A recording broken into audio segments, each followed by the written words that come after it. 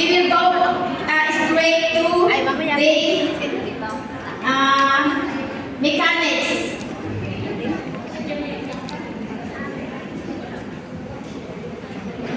Orientation.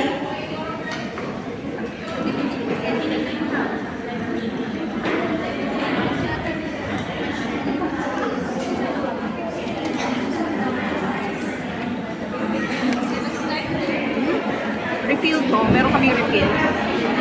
Papalitan to kada. While we are preparing for our mechanics, of course, we must have our spiritual director to direct us in this liturgical Bible encounter. No other than Father J.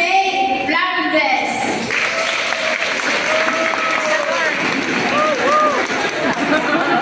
Ayan po ang participation director. Dalawa silang General Assembly. Lahat na sila na may-ari.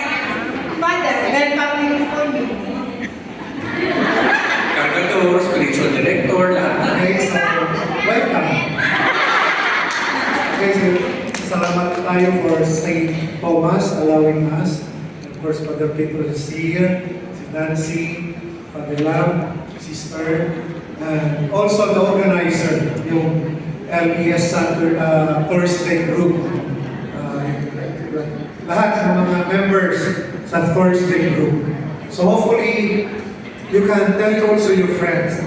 Please, ito yung apostolic nila to encourage our kababayan to read the Word of God. It is not about contest, it is about pagalingan. But it's one way to make it fun so that we will be motivated to read the Word of God. Para may misa ko tayo. It is not about yung sino manalo at lahat ng participate ay panalo na.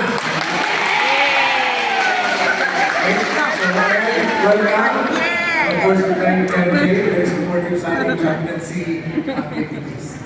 Okay? So thank you very much and let us enjoy the Word of God. Thank you, Father Jane. Thank you. Alam ko may inasahan tayong dance number dito, song dance number. Oh, kasi Sa ayaw sa gusto natin, kailangan natin panoorin.